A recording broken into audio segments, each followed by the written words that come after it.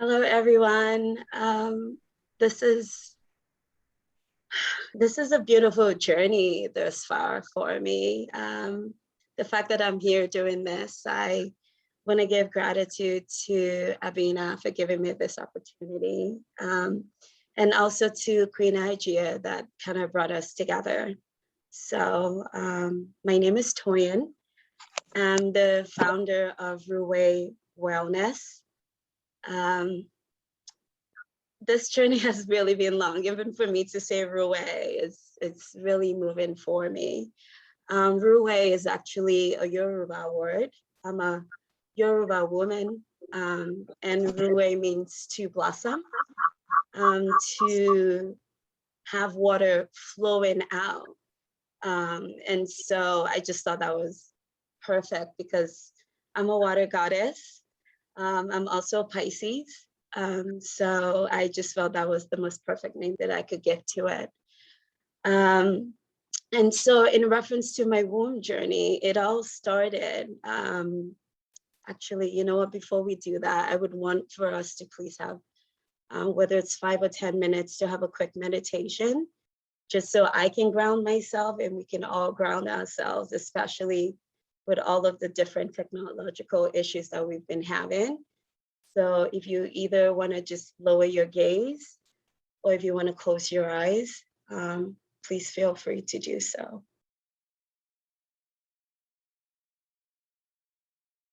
And taking a really deep breath in and out. But for the next 7 breaths that we're going to be taking, I want you to take a really, really deep breath and like force it out of your mouth. So I might do one just to show as an example. Take a deep breath in.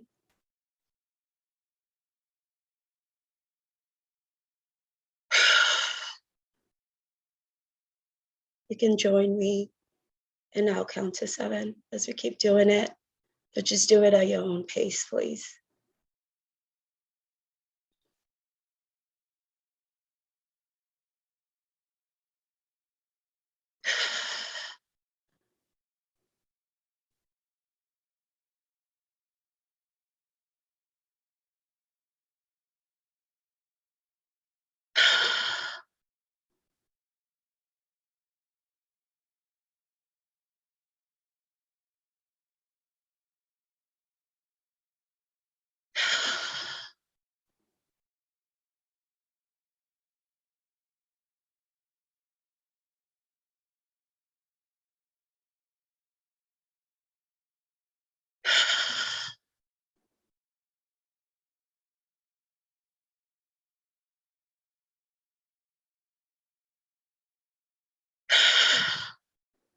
One more.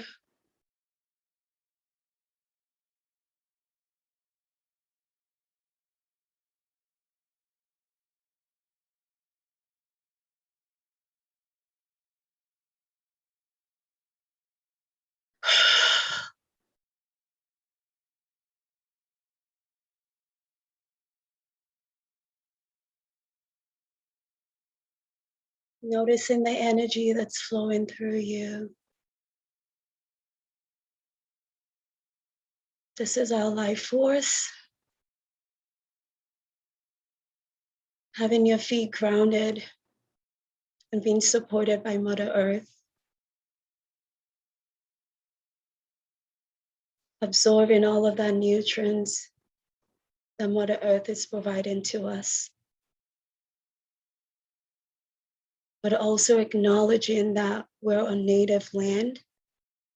Specifically, I'm on the Nipmuc Native American land this evening.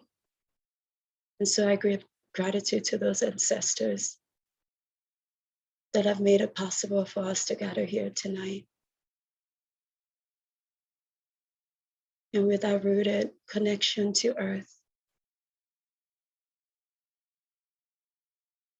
keep taking that life force to our ankles,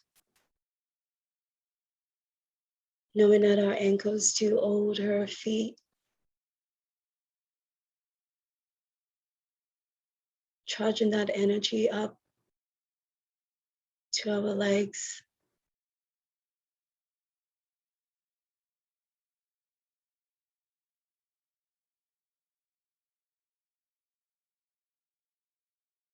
to our knees,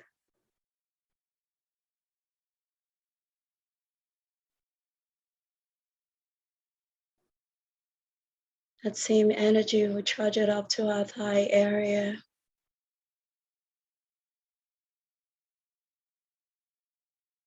and then to our sacral center, our creation, our womb, our life force. If you feel called to it, you can put your hands on your womb at this moment.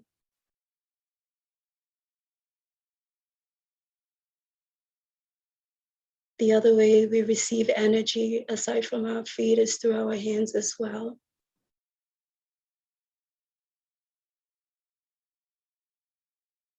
That energy, that life force that's coming from our hands, we can put it to our womb and call it into healing, love, pleasure, laughter, creation, abundance,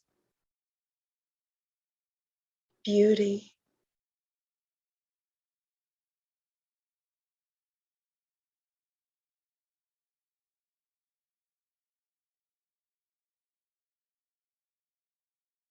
And with our feet still grounded, knowing that we're supported and having all of this energy charged through us, we move towards our stomach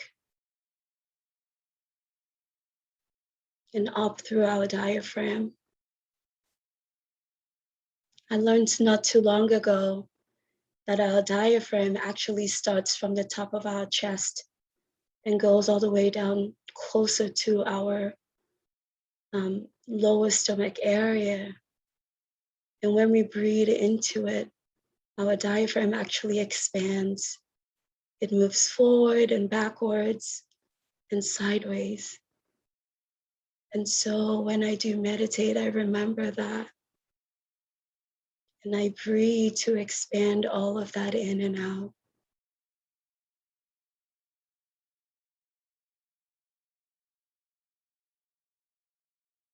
And from that same energy, we get to our heart. If you feel called to it, you can put your hands to your heart. And sometimes when I put my hands on my heart, I massage it just a little bit with my thumb. Because our heart is so protective of us and loves us so much and takes in so much and holds in so much. And sometimes just doing that, I feel like I'm literally just telling it that it's okay.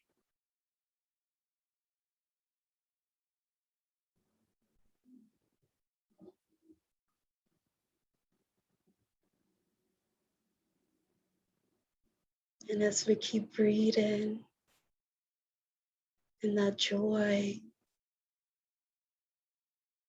we move up to our throat chakra. And we keep remembering that we do have this lungs, so just not only we can breathe, but also we can speak through it, through our mouth, and speak peace and abundance and love and beauty.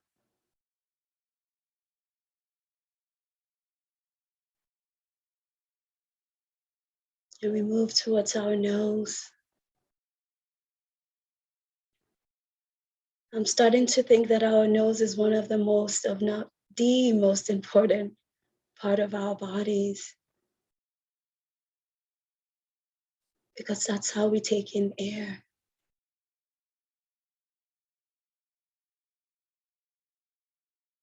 Aside from the air being the closest thing that we have to us,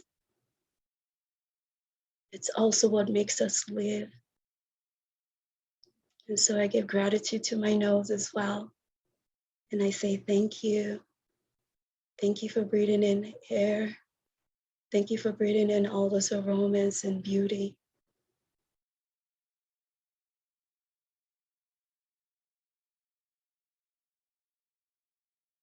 And then our eyes, which is the window to our soul. I thank you.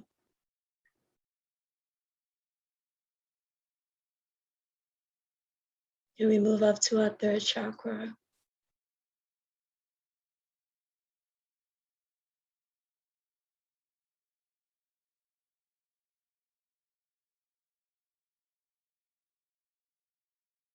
And we just receive all of that.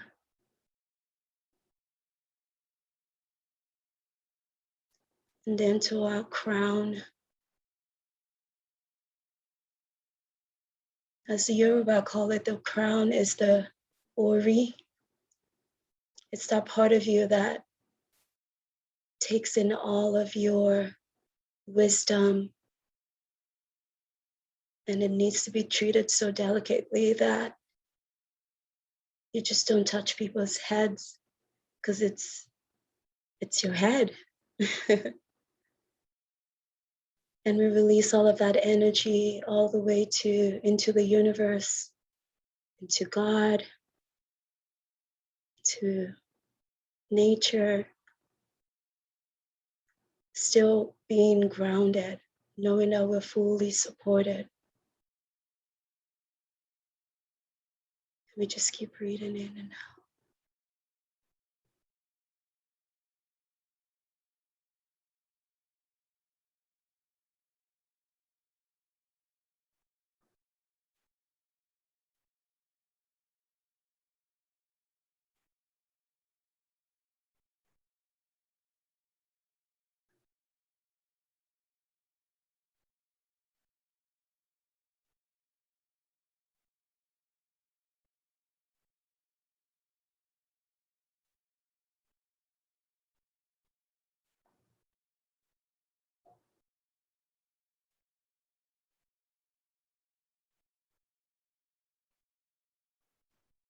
And when you feel called to it, you can slowly start to open your eyes.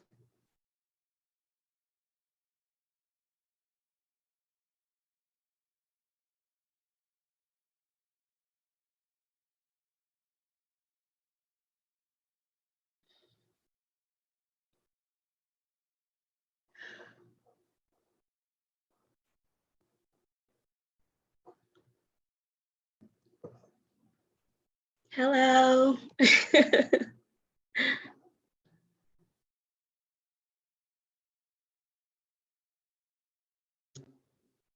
So Abina,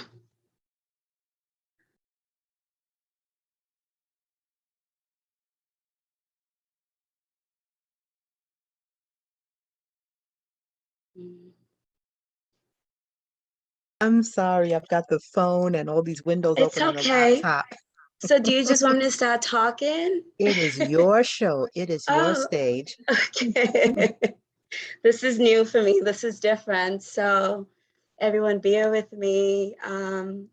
This is my first kind of like live show. So I'm still getting used to the whole thing. So again, my name is Toyin Akimbuli. I am a Yoruba woman. My journey into womb health really started when I was born here, but I did not grow up here in America, when I moved back to America when I was 16. And prior to that, you don't even think about it. Like you just don't worry about things. And I moved to America, and within 6 months I was breaking out, I was having eczema. My digestion was just not great at all. And I didn't know what to do. I was just like, what's going on? I was eating the standard American diet, but in comparison to most standard American diets, it was healthy. Now that I eat a mostly plant-based diet, I'm like, no, not really. But I just did not understand what was going on. And I would go to doctors and taking a deep sigh, because I would go to the doctors and I don't blame doctors, because most doctors, in all of those 7 to 8 years that they spend in medical school, they don't teach them really about diet, really. And so they would just give me steroids to like lather all over my body. I trigger. And I just thinking about it is it's really, really hard to know that I was putting that into my body, but I did not know. And you're just like, oh, they're the doctors. They know what they're doing, and you don't think to question. But I knew that it couldn't be a permanent fix. That was the one thing I'm like, this never happened before. That was always my question. So what's going on now? But I didn't know a lot. And then I changed colleges and I started eating a little bit more healthier. But really, the big transformation for me started when my last year in college, I had a couple of classes that I needed to take. And excuse me, I decided to take a yoga class. I was like, okay, let me take yoga. Like, I'm going to get free credit. Like, this is free. I'm just going to, like, you're going to sort of give me credit to go to yoga. And so I decided to do that. And it wasn't so the yoga, which really, really did help shift my mental thinking in reference to my relationship to my body. Because, you know, before we're like, oh, I want to control my diet. And it's like, you're not supposed to control, you're supposed to be at one with yourself. So those kind of thinking. But also, it really taught me that in order for me also to be at one with self, I needed to be at one with the things around me. And so from there, I started switching the kinds of food that I was eating. I was mostly now just eating mostly organic food. And then I noticed that my skin was starting to get better. It wasn't great, but it was at least like 60%. Prior to that, actually, when I was 6 or 7, growing up in Lagos, I one day just told my mom, I was like, Mom, I don't want to eat eggs anymore. For a Nigerian mom, really cool that she let me do that. She was like, oh, you know, okay, I guess. Are you sure? I was like, not working for me. Anyway, and so going from that, you know, fast forward, all of a sudden I'm like, okay, I'm going to go organic. That really made a difference in my rashes, my eczema, my digestion as well. Because I used to be like really, really constipated. Sorry, guys. And then, but it wasn't great. And then I switched to a pescatarian diet. It was a little bit better. And then while I was pescatarian, I was dabbling with like being vegetarian as well. I decided to, around that time, I had this big idea that I wanted to work for the UN. So I used to get daily emails from them. There was one email where they said, you know, like HIV/AIDS epidemic, and Nigeria was one of the countries that was listed. And I used to do a lot of like, you know, volunteer work. I was like, well, if you're doing volunteer work here, you probably should go home and do volunteer work. And so within a couple of months, I moved back to Nigeria. And it wasn't that fine. I was doing the HIV/AIDS work, and then doing that, my focus moved from not just people living with HIV/AIDS, but like pregnant women living with HIV/AIDS, because I wanted to know what was the thinking behind that. And that's a whole different conversation on its own. But for me, I also noticed that when I was in Nigeria, my skin was just glowing. And I didn't do anything different. I was still pescatarian, but I wasn't doing anything different really. I mean, I was doing, okay, I lied. I was doing some things differently. Like I was always someone that drank herbs. And so going back home, I was just like, yes, I used to drink herbs daily. But I mean, I still used to have my family bring me herbs. But anyway, I would drink herbs daily. And then a lot of what I used on my body were like all natural stuff. Like I would use black soap and, you know, shea butter, as we call ori. But that was it. I wasn't doing anything fancy. I mean, most foods in Nigeria are organic. You know, even when you buy organic food here in America and you compare it, in Nigeria, they don't even say it's organic, it just is. You compare, you're like, it tastes different, it looks different. it's not perfect, like apples here have to look a certain way. And it's like, just everything is just natural. So I really started to notice what difference that was making in my body. And then when I came back to America, my skin was still fine. I was happy. And then 6 months in, I started having the itchiness. I was just like, no, this is not happening to me again. And so it didn't snowball as horribly as it did before, but definitely I was having skin issues again, digestion issues as well. And then I decided I was just going to be fully vegetarian.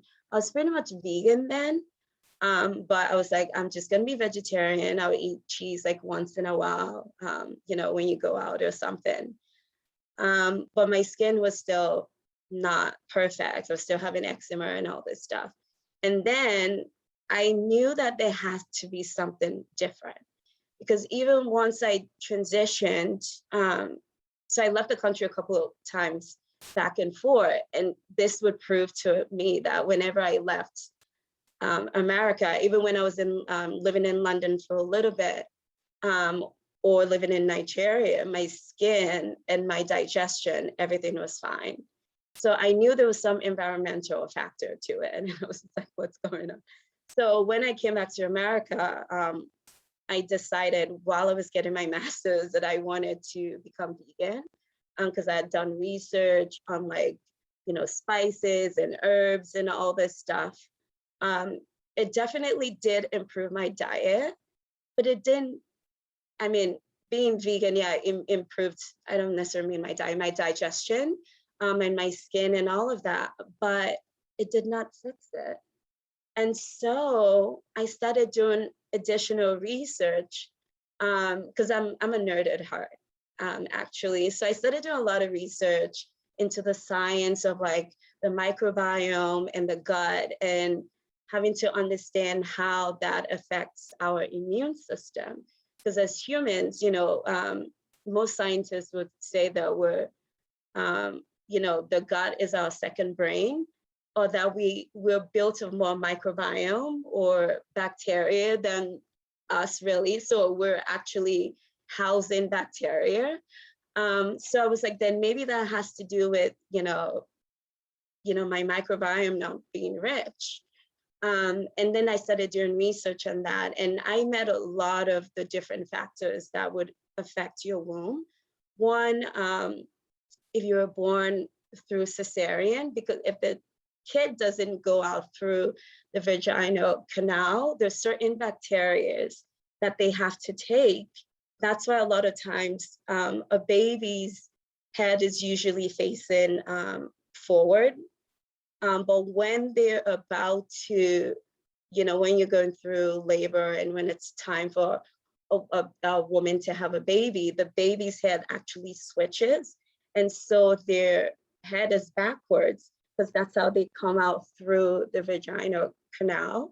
But in that coming out of that, there's so many microbiome and bacteria that they actually ingest. And that's actually what really helps to build their immune system.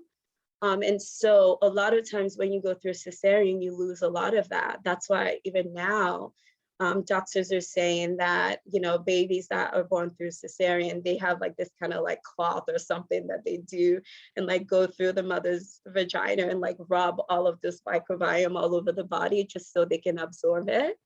And so one of the factors is if you were born through cesarean, which I was. Also, if you were not breastfed for a very long time, which my mom didn't breastfeed me for a very long time because they didn't know.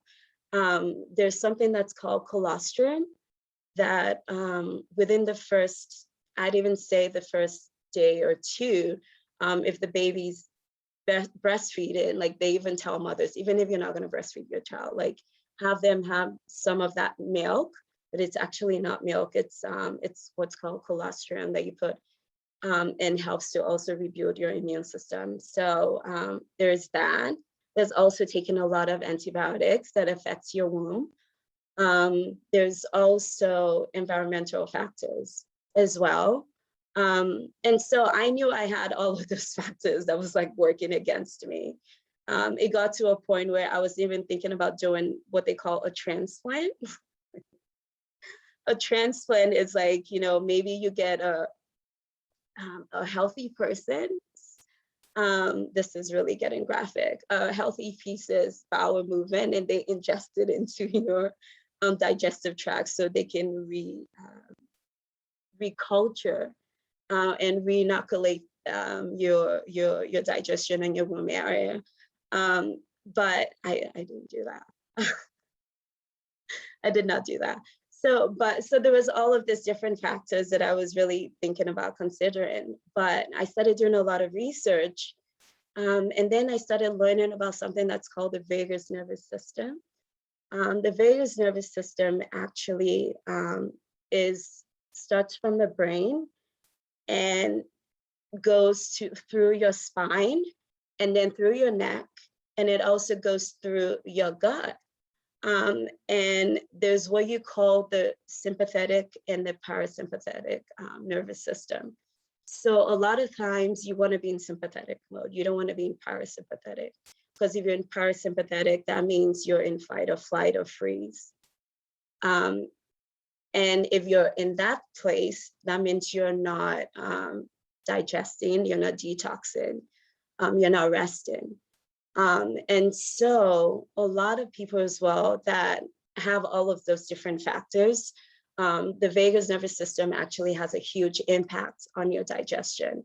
And if your digestion is shot, because remember, it's the second brain, and you're in fight or flight, you actually don't get signals sent to your head. And so that's why sometimes people are like, I have a gut reaction. That is true, that does happen. And so if you're having gut issues, that means your gut is kind of taking charge, and they're not really, it's always in like hyper mode and fight or flight. And so a lot of the times people that this happens to are either people that have had those like kind of like birth issues, if you've had environmental toxins in your body. People also, actually, let me go back. A lot of the scientists would talk about environmental issues. They would talk about how you were given birth to, but I felt like for me, they weren't saying enough. You know, they talk about fight or flight. Fight or flight also could be something that's traumatic. And so when you talk about trauma, you have to factor in if you've had some kind of like childhood trauma, that does affect your digestion. A lot of people that have been through some kind of childhood trauma or some kind of like sexual trauma do have, they have issues with digestion, with constipation, with all of that. Also, the other thing as well is traumatic things like racism. And I know it sounds like kind of cliche, or my like it's not a stretch, because it is a trauma. And I knew there was a link to that and how the vagus system affects your digestion, but I could never prove it, because a lot of the scientists that I was listening to and doing all of my learnings from, one were Caucasian, they were white, and so they never made that link. And the one time that I was able to make that link was when I read Resmaa Menaken's book, My Grandmother's Hands.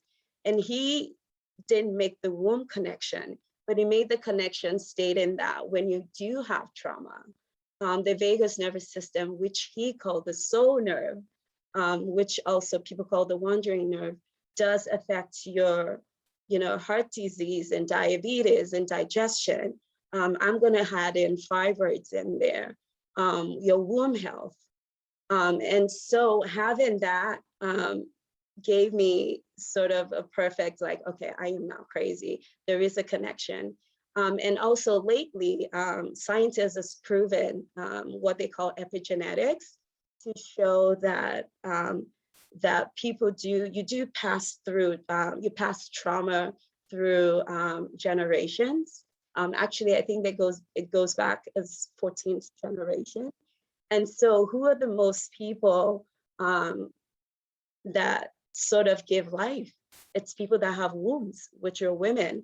And so for me, it reinforced the fact that in reference to like womb healing, there is a lot of trauma, especially whether it's through your gender, because we know women across the world have always been silenced at some point or another, whether it's through systemic racism, whether it's living in this country through environmental toxins.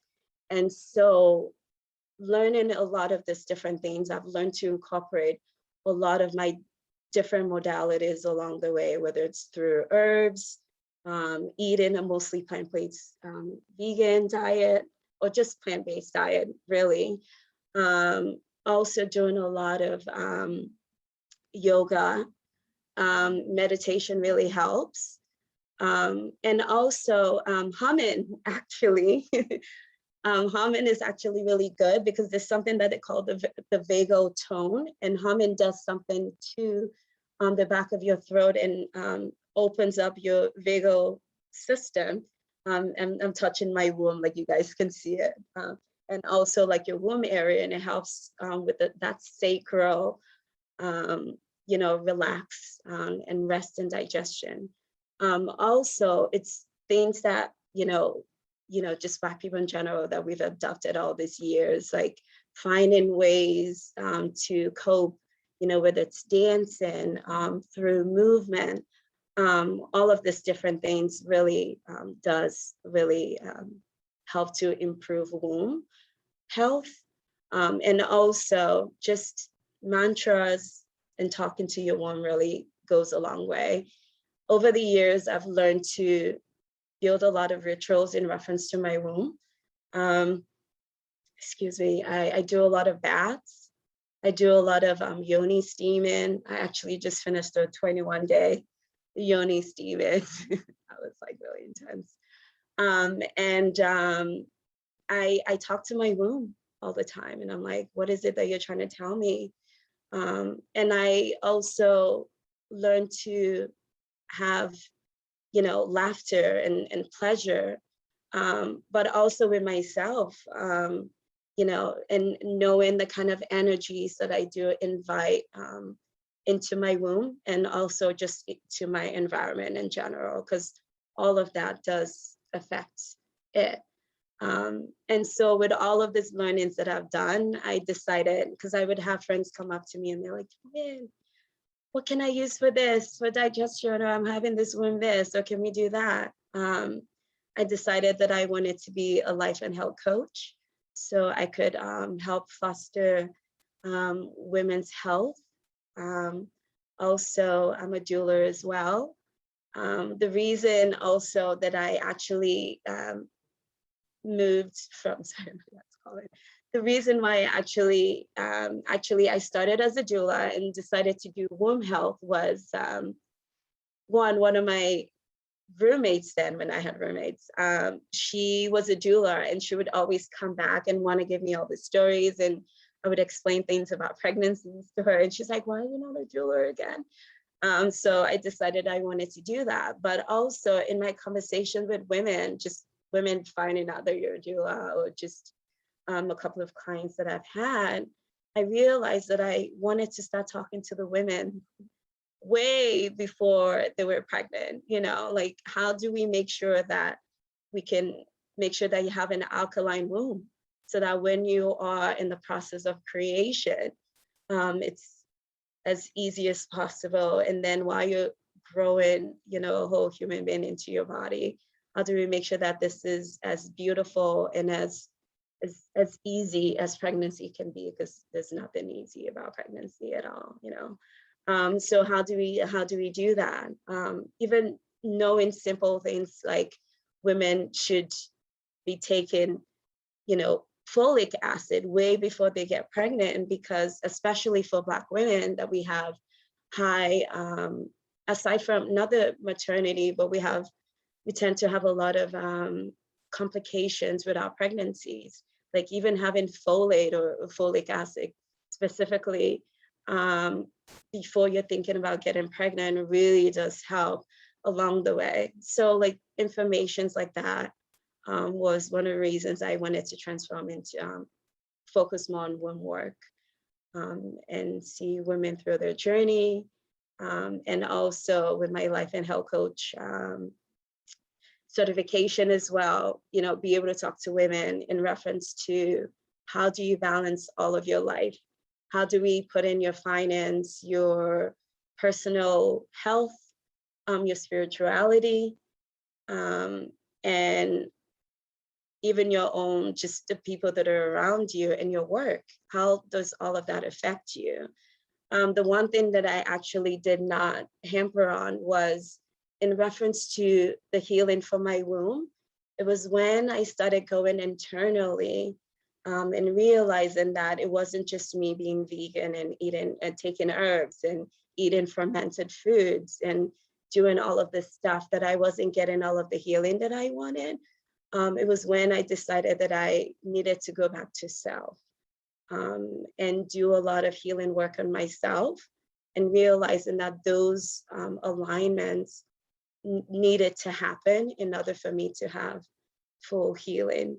That's when I really started to know that all of this were great, but having a spiritual core and a center really, really does help, along with the other stuff along the way. So, Avina, I don't know if there's anything else, if you have questions for me. I'm just gonna.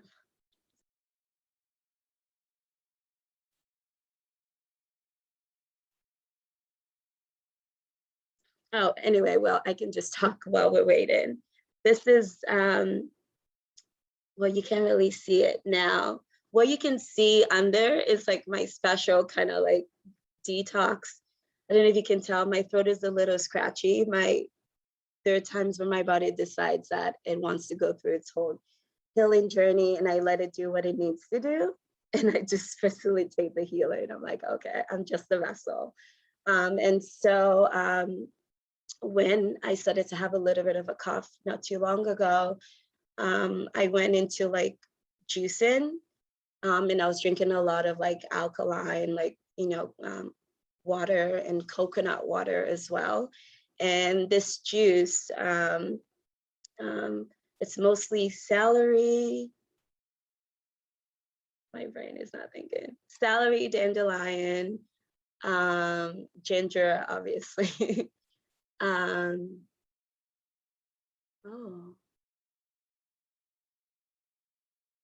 Apples, not too much apples. And then this was sort of like the magic bullet. This is daikon radish. It's an Asian American radish, I guess. But daikon are so cleansing and detoxifying, and they help to like remove like mucus and all of that stuff. And they also help to like clean you out and like just flush you out. So I like to take it when I'm like sick or I'm trying to get into an alkaline state. So it just helps with that. Let me see, I'm trying to think. Okay, let's talk about a couple of herbs that I feel like sisters can use, because I want this to be useful. So I'm not just talking. In reference to herbs, red raspberry is like the mother. Because red raspberry, you can use it like, when you're a teenager till like when you're done with like menopause. I'm like, if there's anything else, like have red raspberry at home, because it just helps with everything. You can even use it during pregnancy, maybe not third trimester, because at that point you're really trying to move things in, trying to like get them too settled. But for the most part, like red raspberry. I like adaptogenic herbs. So shatavari is like really awesome.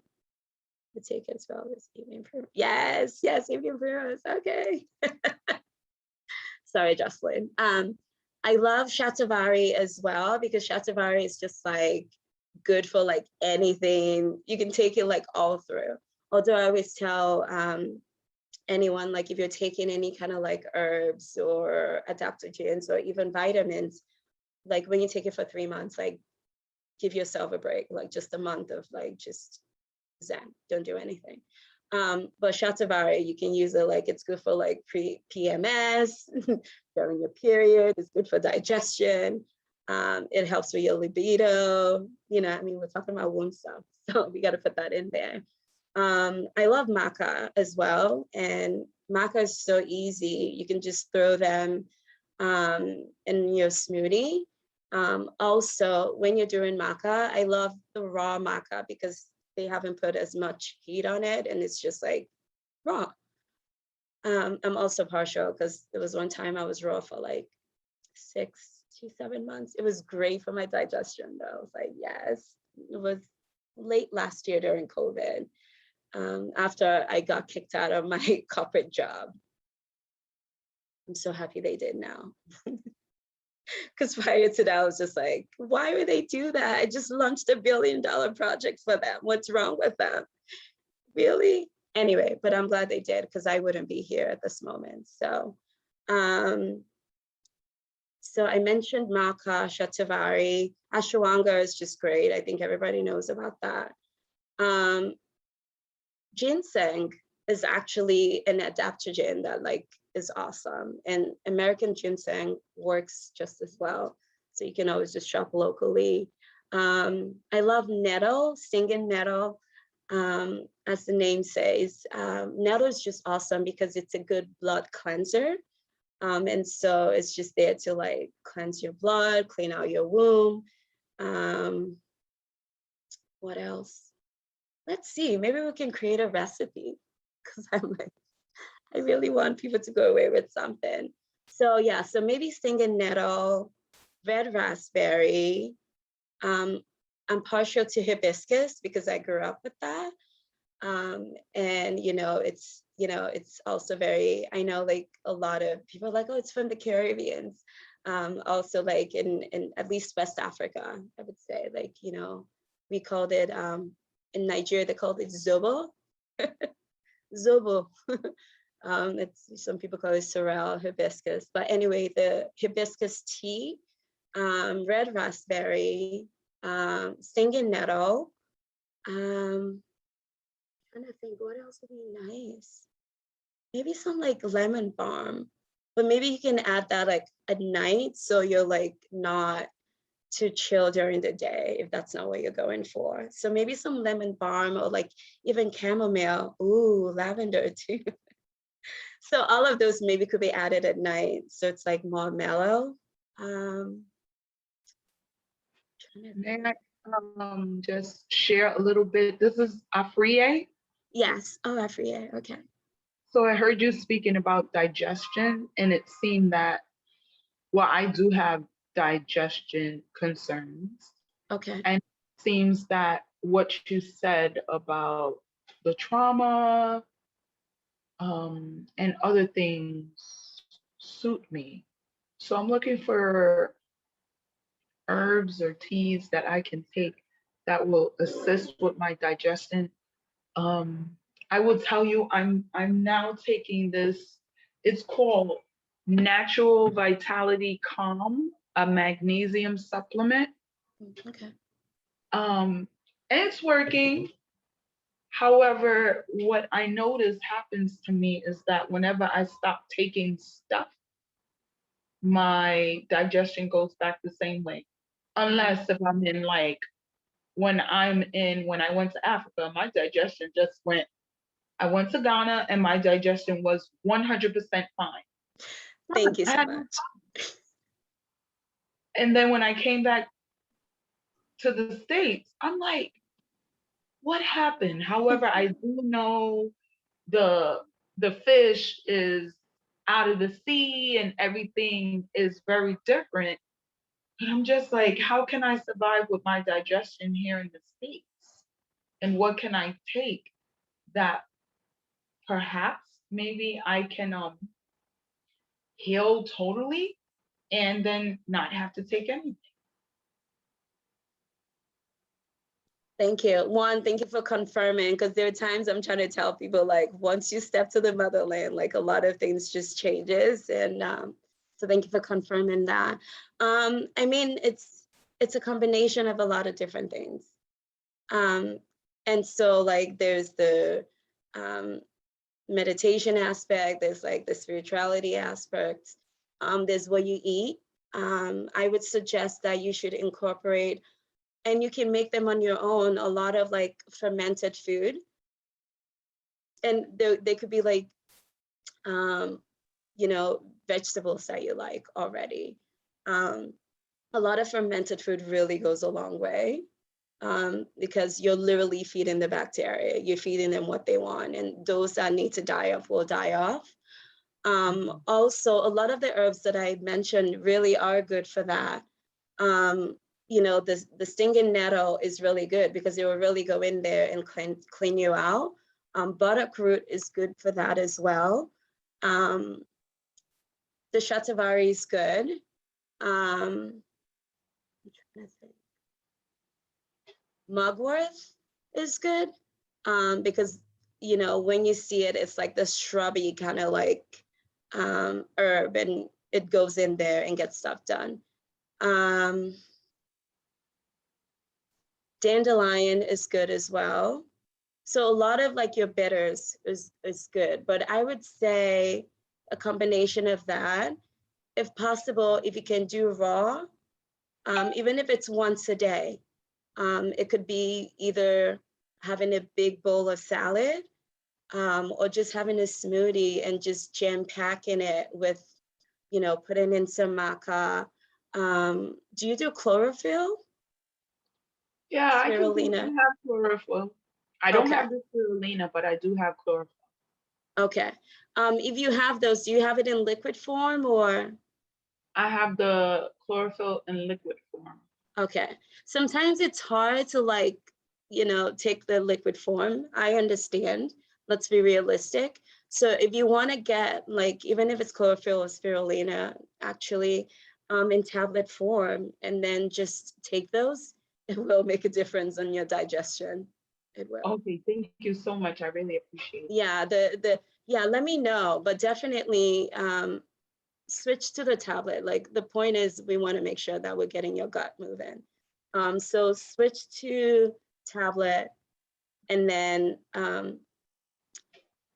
I shouldn't prescribe. I know I shouldn't.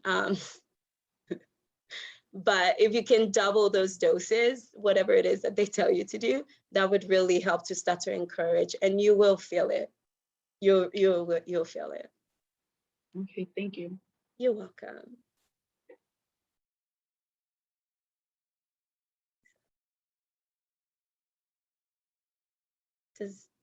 Does anyone have any questions? Okay. Let me see, what else should I talk about? Oh, okay. So there's this thing that they call a tonin thong or something. I should know this correctly.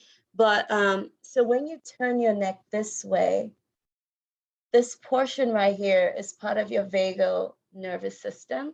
And the tonin tongue, I think is like 28 hertz or something. When you put it right there and you have it vibrate, it actually, this is so cool, like the things you can do to your vagal nervous system to make sure that you're in alignment. And when you do that, that actually can help to center you. So people sometimes get nervous before like interviews or like presentations, like do that, but it's obviously it's a continuous thing that you have to do. For those people that can't do meditation, you can do walk-in meditation, or like moving meditation. It's Qigong.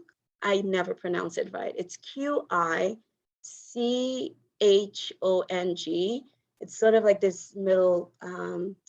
No, it's an Asian sort of meditative practice, and I can't show you guys, but it literally, it's like you're meditating and you're flowing your energy in and out and just focusing on that, and you're walking. The first time I saw it, I was like, I don't know, this is my thing. And then now I'm taking classes on it because it really just helps you flow. But also, I mean, like with survival people, the we're not just surviving. I'll take that back. We're thriving. And so a lot of the things is, as a society, as Black people, really, that we survive on, it's like laughter and dance and movement really, really does help. I would just say, a lot of times when we're doing that, we're doing it consciously, really does help. I like to do a lot of like womb dance as well. I massage my womb at night and just speak into it.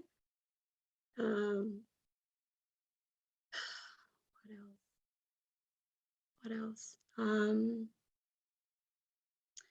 not a big fan of probiotics. If not, maybe prebiotics, because you want to feed them prior. Plus, if you just do fermented food, you really don't need those. I'm trying to think if there's something else I should be covering. I'm sorry, I forget. Would you be able to explain how to ferment your food? Sure. So let's just take cabbage for one. I like to use the red cabbage because it has more dense nutrients in there. And so cabbage for one, maybe a small one, you just like either manually slice it, or if you have a mandarin, and just chop it up into little bits and pieces. And then when you do that, you salt them with like natural sea salt. Any kind of natural sea salt is fine. And just let it like sort of be there for a couple of hours, let it sweat it out, rinse it out, because you don't want too much of that salt in there. You just wanted to use it to break it down.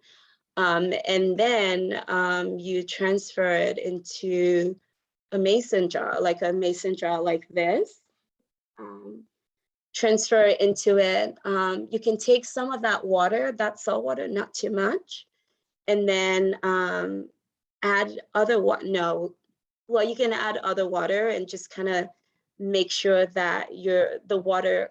Okay, so let's say this is where the cabbage is reaching. You can see that.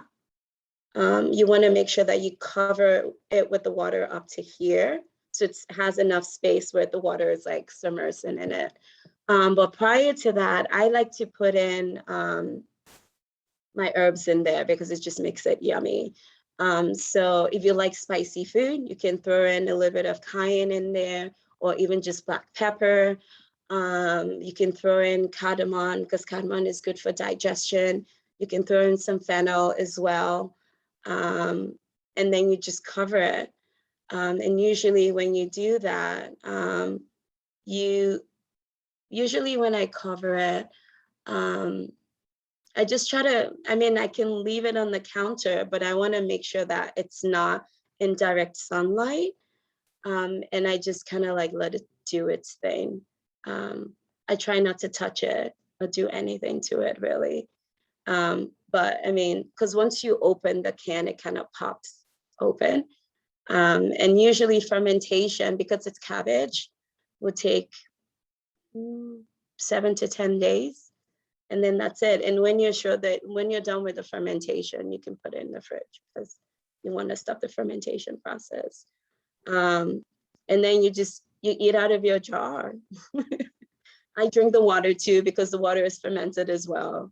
Sometimes, I pretend like it's like some kind of juice. I probably shouldn't say this, but when I still used to drink, I would take some of that juice and put a little bit of vodka in there, like, oh, this is my cocktail. But I don't, I don't drink anymore. But the brine is perfectly fine to drink as well. And the cabbage, I just use cabbage because it's easier. You can try with other things, but this could be a little complicated. The cabbages are usually easier to do. Okay, thank you. You're welcome.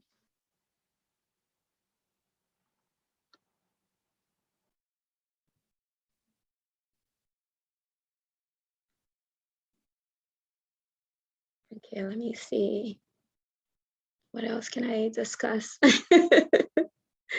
You guys can, wait, let me see. Oh, okay. Let me give you guys I have a sort of like a digestion recipe. I think I kind of mentioned a little bit of it when I talked about the fermentation. So what I do, I like to grind fennel, cloves,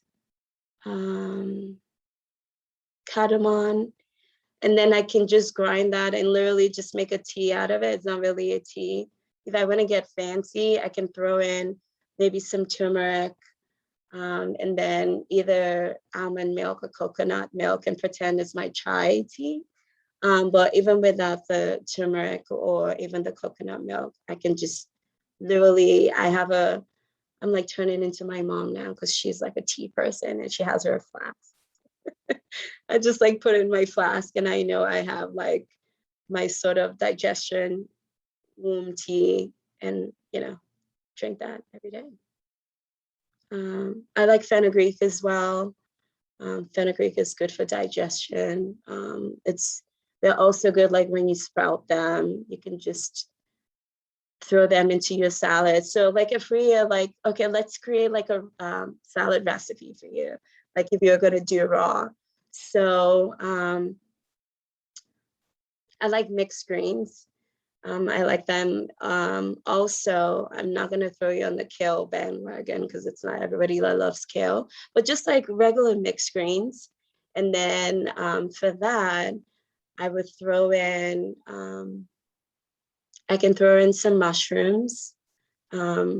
Usually for my mushrooms, I kind of like marinate them because since you're trying to do raw, so I'll marinate them in like water, olive oil. Sometimes I'll shred some not coconut, some ginger. But if you have like ginger powder, you can throw that in there. And then some salt. I always like to use like sea salt. And then I'll throw that in there, marinate it for a couple of hours. And then I can use that, throw that into my my salad, my mixed greens, some shredded onions, avocado, tomatoes. See, I'm like super raw, so I'm like, I don't want to scare you. I'm like, oh, throw in fenugreek, but I'm like, that's raw fenugreek. But you can do that by sprouting them. You can just get the fenugreek seed and just like soak them and they sprout like within 3 to 5 days. I throw them into my salad. Even those fenugreek as well. Sometimes I throw them into my smoothie, but that's a little badass. But it's once you throw in like your, okay, we can talk about smoothie recipe too. So anyway, so you can throw in some raw fenugreek in there, and then I'll sprinkle them with like hemp seed or even sesame seed, and keeping it simple, like just having like oil, lemon, maybe you can throw in, if you like, cayenne, you can throw that in there. If you want something, exciting, maybe you can sweeten it up with like coconut amino if you don't use soy, or maybe just a little bit of honey. If you use honey, just a little bit, not too sweet. And then maybe even throw in like mustard, mustard paste and like half a tablespoon, throw it in there, and that's your salad. And you can eat that. And then you can build on that. And then maybe for a smoothie in the morning, I love berries, so any kind of berries is fine with me. I like to do organic, and so my cheat sheet is I get those frozen organic fruits and vegetables because they're cheaper. If you don't want to do just like fresh fruits and vegetables, but usually for my smoothies, I strawberries, blueberries, raspberries. I love berries. And then I would throw in maybe, see, I will go like a tablespoon of moringa, but I won't tell you to do that if you're not a moringa person. So like maybe a teaspoon of moringa. If you have some maca at home. Afria, do you have a question? No, I don't. Oh, okay, have. cool. Is my hand raised? You know, yeah, because yes. Okay, it's all good. Okay, so I would throw in, yeah, so like, let me start all over. So raspberries, strawberries, blueberries, any kind of berries, blackberries. And then I would throw in either maybe a tablespoon or half a tablespoon of moringa. If I have maca, I throw that in there. And then what else? And yeah, if I have some like sprouted fenugreek, I would throw that in there, but that's optional. And then I would throw in some hemp seed if I have that, bananas, and then water or almond milk. Okay. I can sweeten it up, maybe with a tablespoon or a teaspoon of maple syrup, and that's breakfast. Oh, I love flaxseed. Flaxseed is amazing for your digestion. It's just great. Like if you're not pooping and you're like, I want to poop. Sorry, guys, this is on Facebook. It's okay. You literally can just throw in a tablespoon of flaxseed into your smoothie and you're like, oh, okay. Digestion, here I come. So, okay. Okay. Thank you. You're welcome. I thought Miss Sabina, did you? I think I did see you. Some antibiotics. Oh, okay, cool. Hi, Lauren.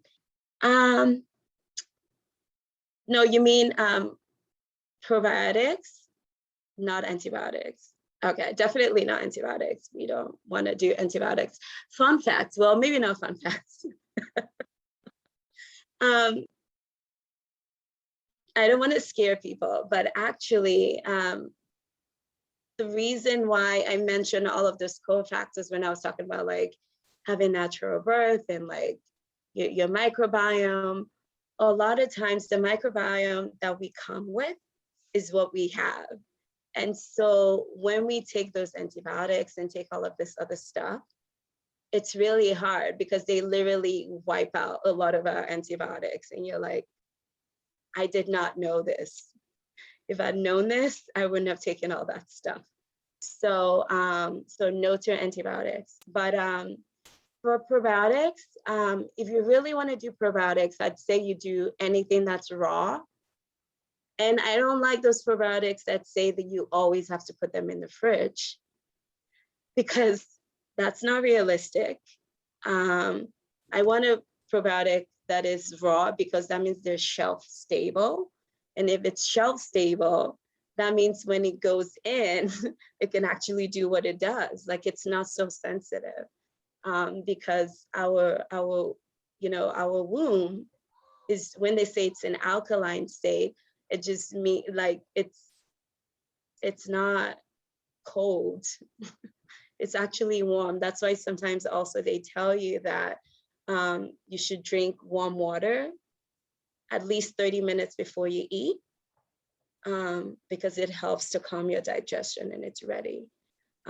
Or they tell you that you should wait after you eat and like, you can drink a little bit of water, but you don't want to be too full, and then wait after you're done eating like 30 minutes or 45 minutes and then drink some warm water to kind of like help calm and help with the digestion along the way. Let me see, did I answer your question, Lauren? But yeah, if you're gonna do probiotics, do the raw shelf stable ones because those ones mean they're like fighters. They can get in there and get stuff done. Okay, cool, thank you. Yeah, I'm trying to think. So I've given recipe. Oh, this is important. Womb owners. sisters, please remove any sort of chemicals in your house. I beg of you to do it. There's so many other natural ways we can get stuff done. We have vinegar. Maybe I'll go bring my vinegar recipe that I'm doing right now. We have vinegar that we can use for cleaning. You know, there are other things we can use, you know, cornstarch, we can use that. I mean, baking soda for cleaning rather. We can use Castile soap. You can over dilute those and they can clean a lot of things. The chemicals are not good for our womb because our skin is actually the largest organ in our body. And so our skin absorbs everything. Remember when I talked about when we were breathing and how our nose takes in all of those, you know, it inhales not only just air, but also the chemicals that come through the air, and it goes into our body and rest in our microbiome, in our womb, and in our gut area. And so when we have all those chemicals and we're cleaning with those, we're literally taking in all those fumes into our body, which is not good. Also, I know that in Nigeria, this was like common practice, like, you know, when a woman is pregnant, they don't have them relax their hair because of the lye and the chemicals that's it's in the hair. When you put it, it actually does affect your child. There's been stories of that leading to abortion, miscarriages, all of this stuff. And so, you know, even going back to like how my ancestors talk about how your head is your crown, even in Ayurveda medicine, they tell you that there's certain things, there's certain oils or certain breathing techniques and oil that they put to your head that actually helps to actually charge and relax the vagal nervous system in your head as well. And so we really need to be careful the kinds of things that we not only put into our bodies, but that we actually have around our homes and we infuse into our body, and how that has a direct connection with our womb and creation and all of that. Yeah, so that's really important. I'm glad I remember that point. So. This is just so awesome. Miss I'm Sabina? so grateful for everything you're sharing. Oh, okay. Yeah, Jocelyn, I mean, I'm not trying to put people out there, but if you have any questions or feedback. No, everything that you're saying was really like valuable, and I was even writing down some of the herbs that you mentioned. Oh, cool. One thing that I asked, do you know of any maybe womb healing energy techniques that we can use? Yes, I've actually mentioned a lot of it. Talking to your womb really is transformative. And I would say if you want to do that, maybe either do it with someone so someone can hold the space for you, because a lot of things will come up. Even with my 21-day womb yoni transformation, I was like, this is gonna be great. This is gonna be fun. Like, who doesn't want to do baths and like yoni steaming? And then when things started, you know, dreading up, which is, I feel like also an effect of me like getting a little bit sick, which is fine. I was like, this is not as sexy as I thought it was going to be. So it's true. I was like, this is, and they're like, you said you wanted to do yoni transformation. This is part of the yoni transformation. And so being open to that for the things that can show up. There's certain things that might show up that you're like, no, I'm not dealing with that, but deal with it. It's really transformative. It's not easy. So it's always good to have someone that either been through it before or actually having someone that can hold space for you. But if not, even regardless of that, keep a journal, have a gratitude journal, do yoni steaming, do baths, talk to your womb and actually listen. She will talk back to you. At first you're like, what is this Toyin girl talking about? I don't know what she's talking about. But she will, she'll talk back to you and she'll let you know. Write her a letter, but also learn to like forgive because she's very resilient and powerful. And she thrives and has thrived. And remember that your womb is not only your womb, you have 14 generations that are coming with you. And so even having that to lean on is a very powerful thing.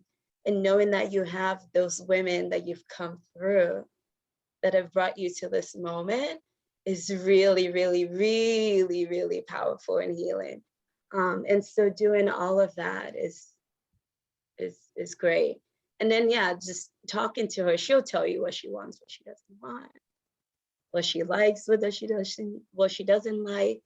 But also remember that, hold space for her. Remember to be gentle with her and be forgiving. Also know that she's strong and she can, she also wants to have pleasure and be happy. So yeah, I carry that joy with me. So thank you for asking that question. Thank you for going into detail. I appreciate it. Yeah. You mentioned the 21 days. What did that consist of? It was literally everything that I told you. I did, there were days though that I was like badass about it. And I was doing like 2 yoni steamings a day. I don't expect you to do that. You don't have to do yoni steaming the whole time. But I just knew that I wanted to do that. Because also I'm like, if I'm going to be recommending this to my clients, I need to be able to tell them I've done this. And so, yeah, the 21 days, I did a lot of journal entry. I did a lot of yoni steaming. I did a lot of meditation. Like I said, I've been doing meditation for a while. You can do meditation in different ways.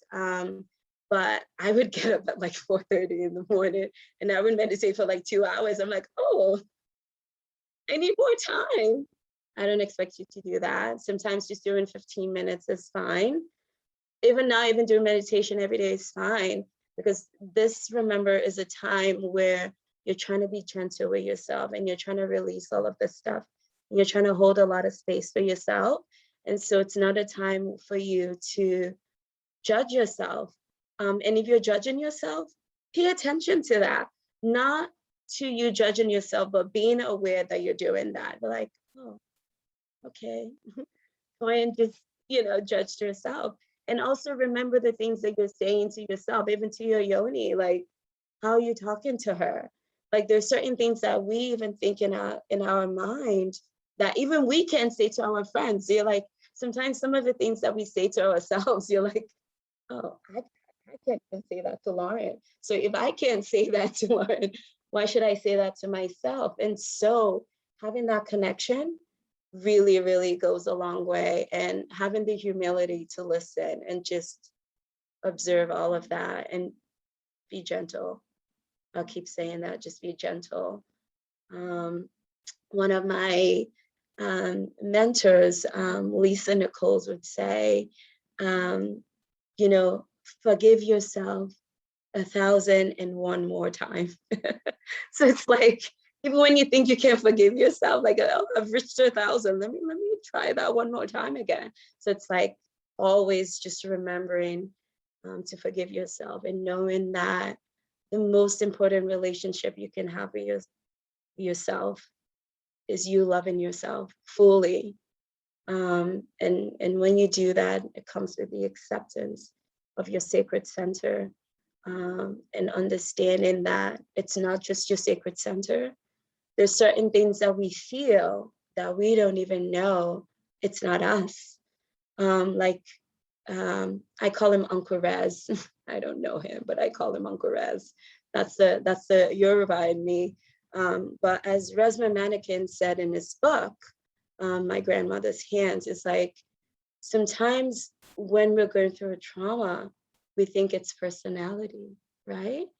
And then when you're doing it in a family, you think this is not how we said it, but it becomes the norm. And then when you do it collectively as a community, it becomes not necessarily personality, but it becomes, this is what we do. You know, it's like, oh, this is what Black people do, or these are some of the stuff that Black people go through. Like, but we don't realize that they're innate traumas that we have stuck in our body or in our psyche. Sometimes it's not even ours, it could be from generations. And so in reference to when it comes to womb healing, there's certain things where, you know, you're not digesting right. It might not even be you. It could be trauma from past then. And so it's learning to receive those messages when they come through, and learning to also forgive and say, I don't know where this is coming from, but it is coming. And I need to be able to understand that. And I need to be able to receive this message. And I need to be able to be gentle with myself, and live with that humility, and also learn to forgive so that I can thrive. But yeah, so all of those will come through. And as humans, we're always healing. It's a continuum. You just don't, oh, I'm perfectly healed today. It doesn't work like that. There's certain things that come up, but it's knowing that you have that elasticity, that bounce back of saying, this happened to me before. Maybe this would take, you know, years, and now it's just taking a few months. So maybe now it just takes 30 minutes for me to course correct and say, reverse, like, let's not go back in that state. You know, there's this thing that they do to people that are having anxiety, and they actually tell them to hold ice cubes in their hands. And guess what? The anxiety kind of like dies away. And the thinking is, you can't hold two thoughts at the same time. It's not possible. So you're either thinking positive, or you're thinking negative, right? And so it's that. And so when you see yourself starting to go through that, it's like, how do I become more positive? How do I get back to my center? How do I course correct? But how do I be gentle, knowing that I've recognized that this is what's going on, and acknowledge that and live in that humility, and then take care of it. But yeah, so my womb journey was, I mean, I always do a lot, but you will go through that where you're learning to deal with different things. For me, I just looked up and saw this picture. That's a picture of my mom. She actually passed away earlier this year. I always say my mom still is, not was, still is the coolest chick that I know, because she was always open. She was always open, and was always, thank you, and was always very understanding. And in reference to that, you think, oh, I'm thriving, I'm doing all this amazing thing. And then that happens. And I always tell people now, when people say, how you doing? I'm like, I'm good. And they're like, and I tell them I'm leaving through a grief, because grief is a continuum. And so it's like, how do you recalibrate yourself and figure out, how do I also thrive while I'm going through this? And I feel like a lot of my yoni healing, my 21 days, had to do with a lot of that, and knowing that regardless of all of that, what are things that are innately in me that cannot be taken away from me? And so when you start to ground yourself on that, and ground yourself on that creative center, it really changes a lot of things. That doesn't mean you're not affected, because we're humans and we have emotions and we're fleshy people. And so we feel, but it's knowing that when you have that center, that base, then it's easier for you to not be so unrooted, and for you to stay in your center. So, sorry, I'm just trying to look at some of the questions here. 1 second. Forgive and let go. Okay, those are really good questions. How do you be gentle with yourself? Just in your thought process. Like if you see yourself going there, you're like, rewind, Toyin. like I said, you can't hold two thoughts in the same arena. They just can't. It doesn't work. You know, they said energy is never lost. It's transmuted in one way. So that's why sometimes even when people come to you, you literally sometimes you're like, I don't want that. Like, because you're like, I don't want that energy. Like, I'm not taking that. And so literally, sometimes I tell myself that, like, you know, you're going through that really beautiful place, because I'm a Pisces. We can daydream and we can get there. And then you're like, no, I'm not going there. As long as you can seek that awareness, you can immediately start to course correct. So I think it's just as simple as recognizing it and recognizing that. Also having mantras. The word I am is the most powerful word in the English language. I'd say English language. I am. It's so powerful. I am gentle. I am loving. I am kind. I am beautiful. I am happy. I am love. I am love.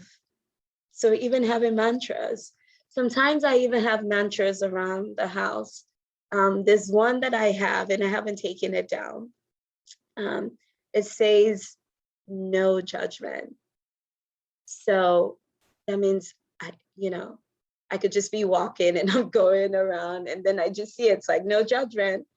And so also for me, once you learn that I shouldn't judge myself, you learn to be more kind, not towards yourself as well, but to others as well. Because you're like, yes, I am that woman. Yes. So you learn to not only be kind towards yourself, but to others. Like I always say this thing, I'm like, I'm not liberal, I'm selfish. Why am I selfish? Why am I not liberal? Because I want to be kind to myself. And I don't want people to judge me because I'm still growing and I'm evolving. So if that makes me open to a lot of people, then I am going to be open to a lot of people because I don't want to be judged. So that's me being selfish. If you want to see me as being liberal, great. So it's like things like that. You talk to yourself. You can even have like a window, a mirror mantra where you're telling yourself, I am this, I am that. Or even when you're having those bad thoughts about yourself, go to a mirror because you can't look at yourself and start saying negative stuff. Or you just say, you know what, I just said all of this stuff.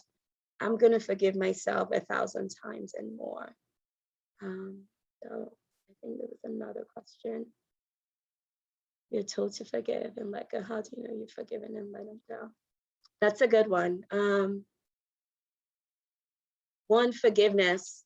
We shouldn't, look to seek forgiveness from others. I know, it's hard because we just want to hold on to it and like, this person really pissed me off. And yeah, there are times we have a right to be mad at them. But forgiveness is forgiving yourself. And knowing that I don't need them to give that recognition. I am going to be gentle with myself.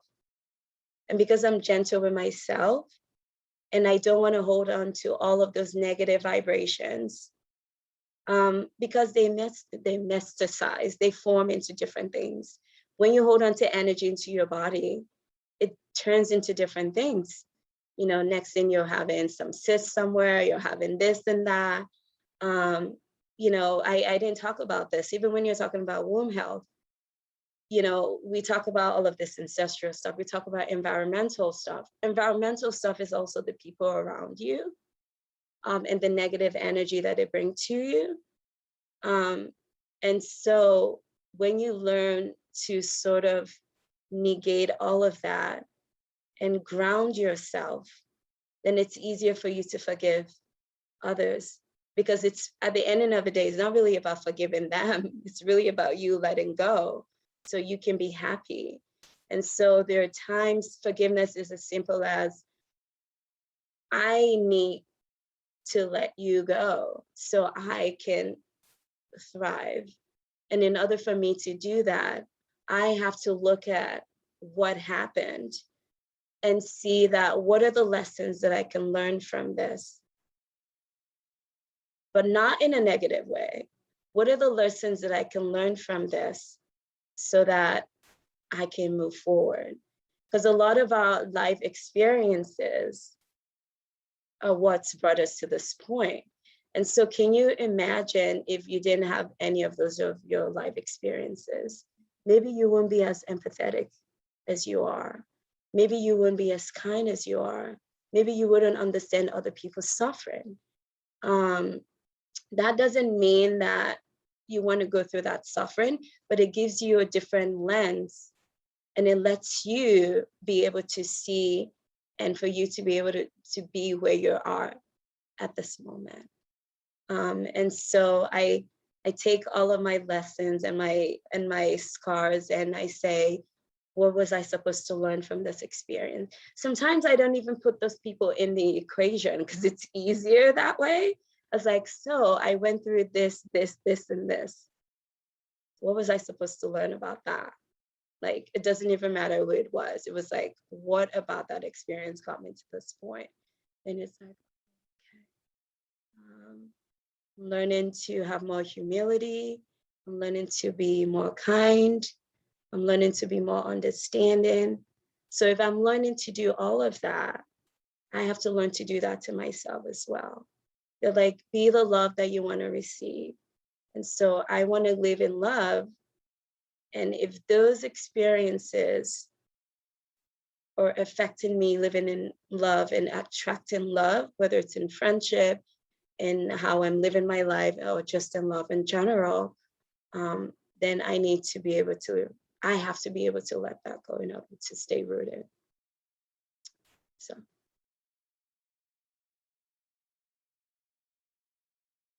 I'm gonna drink some water.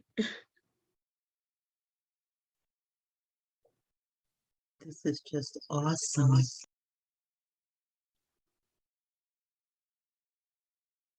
Thank you.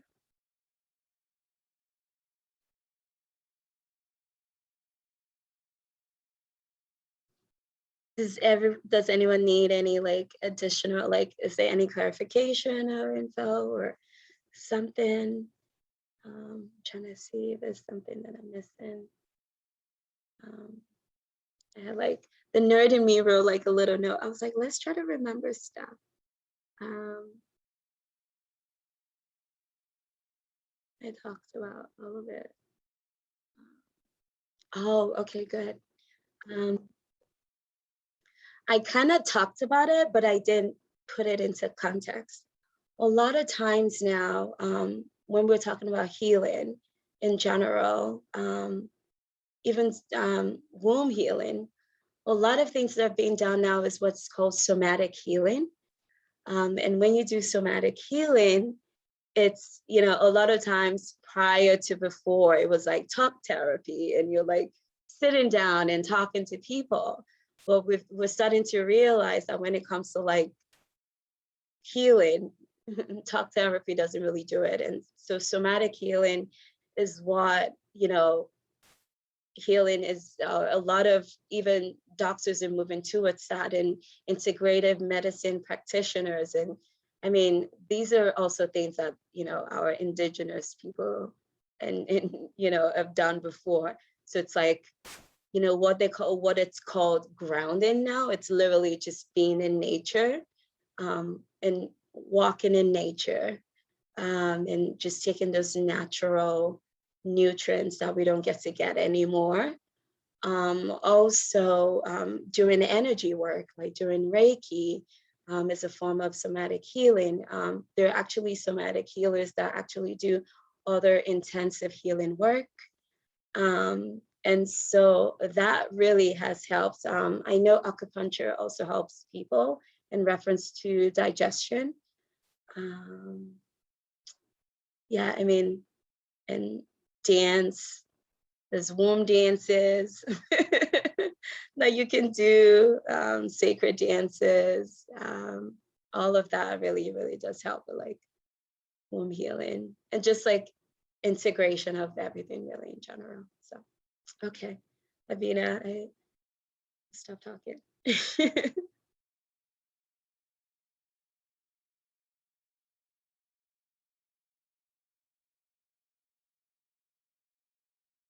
This has just been so awesome. Oops, oops. Sorry about that. I've got the phone too close to the laptop. I was dancing. I was like, this is the new drum beat. Would you like to share a little bit about who you are and any services that you do? Hi, Miss April. Hi, Miss April. Hello. Hi, thank you for joining. Okay, nice. It's good to be here. Yeah. Yes. So my name is Toyin Akimbuli. I love to say that I'm a Yoruba woman, from the Yoruba people, the indigenous Yoruba people, even though we have Yoruba people in other parts of the world, in Portugal, in Brazil, in Cuba. Cuba actually has, I think, the second largest number of Yoruba people in the world, and obviously in Nigeria, West Africa. And so part of what I do is I do womb work. I'm also a doula. I do Reiki work. I'm a life and health coach as well. All of my life experiences from moving here, just learning about, health, and environmental factors, and my own personal journey and self-teaching and then learning has brought me to this point. So I integrate a lot of different modalities into my life and health coach business. The name of my business is actually Ruwe Wellness, Womb and Healing. So I integrate a lot of different things into it. And so with everyone, it's always different. And sometimes it's having a consultation, talking to them, trying to figure out what is best for everyone, and how we can make sure that everyone's in alignment. And yeah, so that's what I do.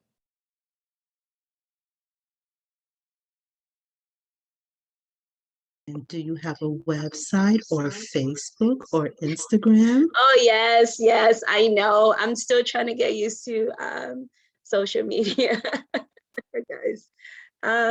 My website is under construction, so I'm not going to give that out yet, but I do have a website.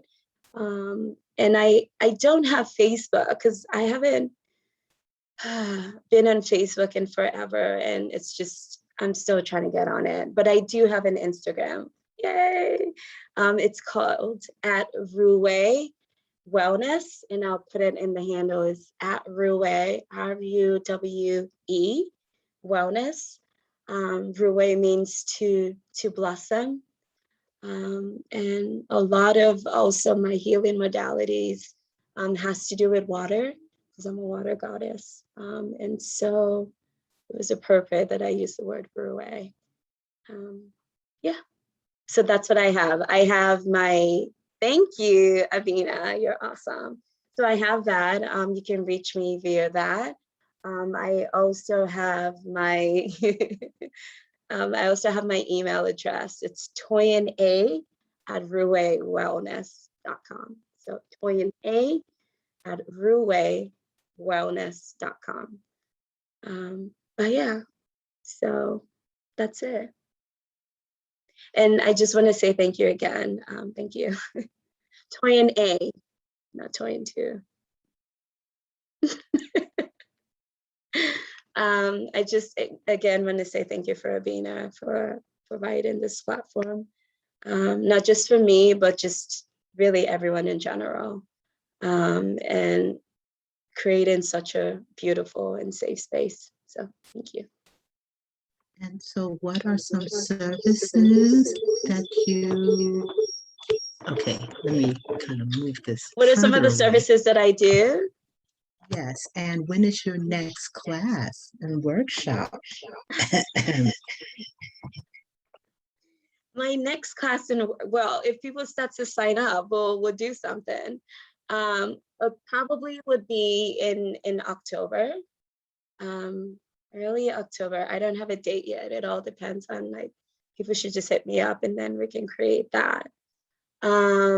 And then yeah, I do healing work. I create herbs. I do yoni. I do yoni herbs. I do womb herbs.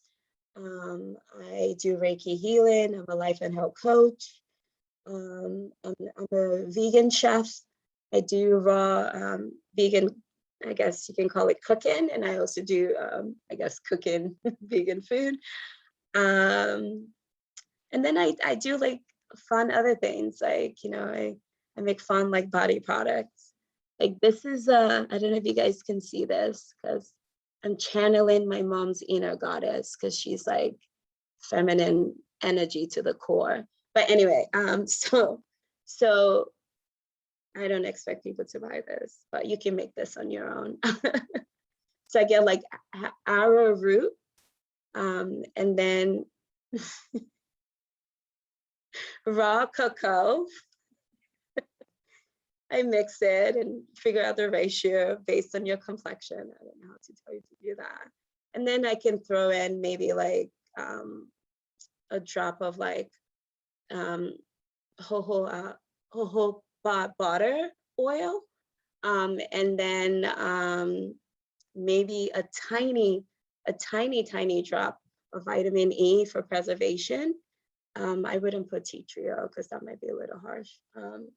And then I use that as my face powder. But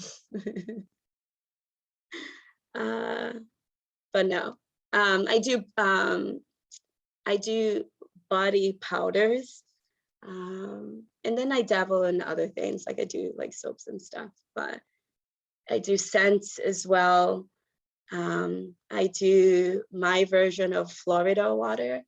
I just call it Mama Omi, which is like, mother to the water. That's it, really. Oh, and I'm gonna be at the festival. I'm gonna be at the festival, at the Yonkers Festival, and I'm gonna be selling some of my products there. So yeah, I think someone just asked a question. So I just put one last question there.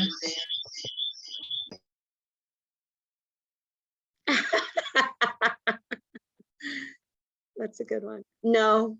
The question was, what is divine femininity? Is this the same thing as wearing pink and flowers and rainbows? I mean, you can love pink and flowers and rainbows and all of those beautiful things.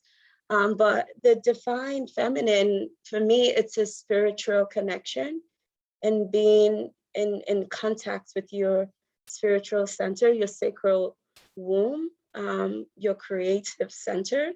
And there's nothing girly about that. It's like being your high Empress energy. You're like, your chakra is really, really grounded and rooted, and you're sure of yourself.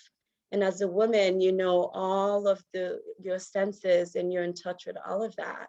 And so, you know, if you need to cry, you can cry in your divinity. If you need to pray, you can do that. If you need to have pleasure, you can do that. If you need to cry, but it's understanding that rootedness and being connected to that. You know, I'm at this point where I'm so connected to my sacred feminine energy that I know to the day when I'm gonna get my period. Like, I just know. When I was really good, I could time it down to the time. Like, I'm like, at 3 o'clock. We're not there yet, not anymore. But, you know, so it's like having that connection, having your connection with your yoni and being able to talk to it, being able to manifest with it. And so that's, you know, so there's a spirituality and a maturity to it. There's a womanness to it, and there's nothing girly about it. So, Dina, I knew I shouldn't have said that. Well, if you're connected to you, because it's your center of creation. And so to create is not only to have babies, which are beautiful and amazing, but it's just any form of creation. And so if you're connected to your root, you should be able to use your root chakra to create different things. You know, like Erica Badu was saying, my fellow dualist sister, you know, she's like, I'm an artist, I create different things. And so because we have our womb, we can create a lot of different things, we can manifest things. And so, you know, it's like being in divine connection. And maybe, you know, those days that you're, you know, having some sacred prayer and you're talking to your womb, you can say, this is what I'm calling into existence. This is what Toyin is calling into existence today. You know, I'm calling in favor and love and beauty.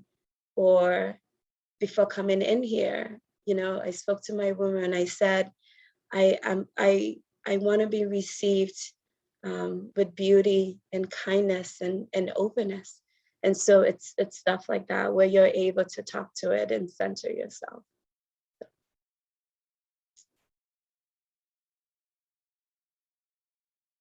Okay, thank you. You're welcome.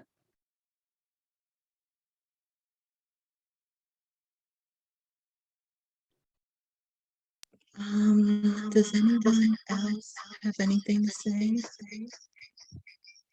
I'll just say, try to say without the echo. This has been fantastic. This has just been very fantastic. Okay, I think she's gonna type.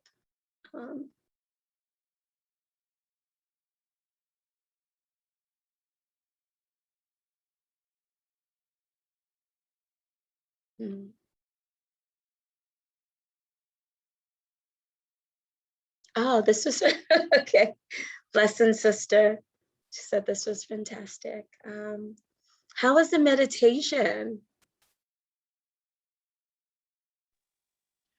This is Afriye.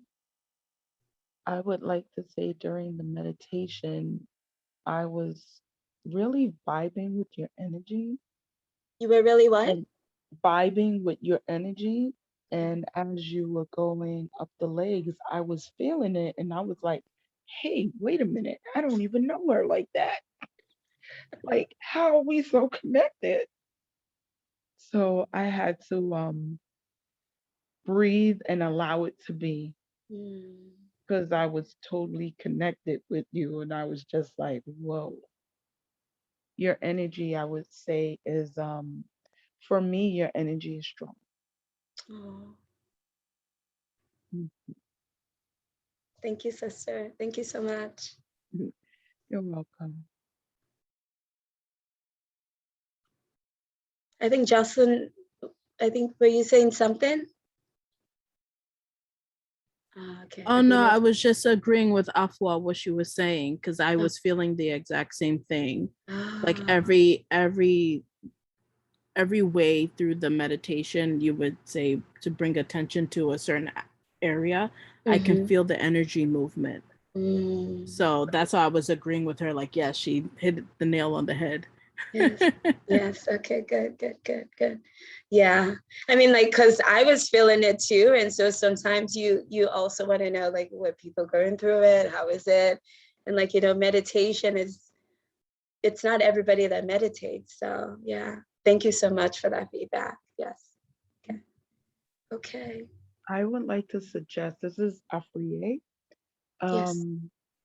If you was to have like maybe meditation in the morning and do it on a Zoom or have a call, I think you would definitely get a lot of people. I know I'm already there. It hasn't happened yet, but I'm already waiting for you.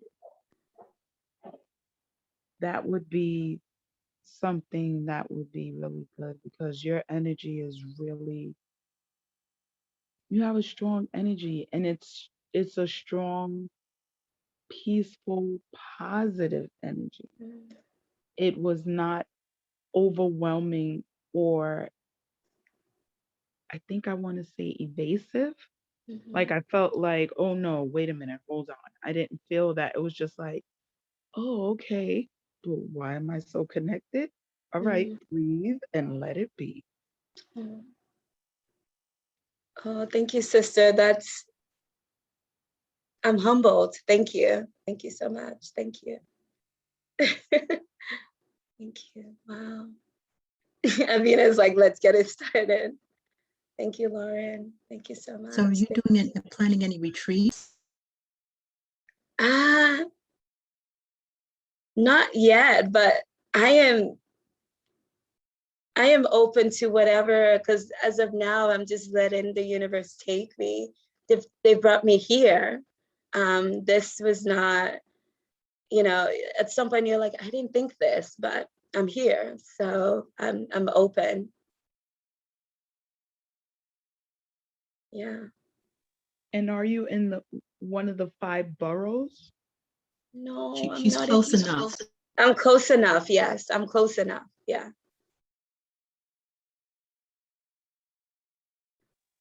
So I mean, I'm there. Oh, Do you Avina, mind no more saying where you? echo. Oh, do you mind saying where you are? Oh yes, I'm in Massachusetts.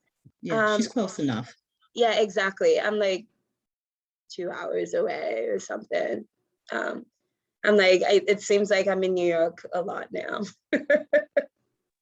Okay, because when you spoke about your food, my I would like to say my mind went before my stomach went, and I was just like, ooh, I could get some food if she's in the five boroughs. Oh yeah, Definitely patronize her. I wonder if she makes desserts. I do. Oh my God, yes, yes, I do. Or like some energy balls. Like it's so funny that you said that because I would have people come in.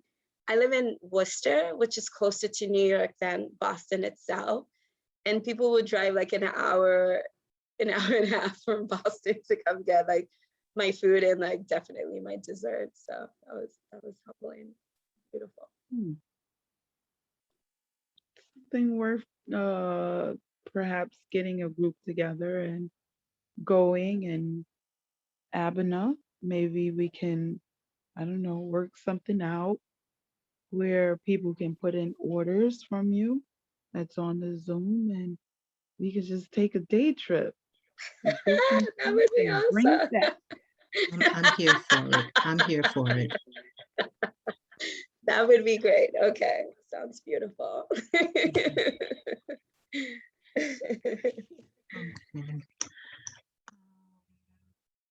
Okay. So this has been absolutely fantastic. Um, if there's no further comments, everyone has each other's, well, everyone has Toyin's email information and her Instagram.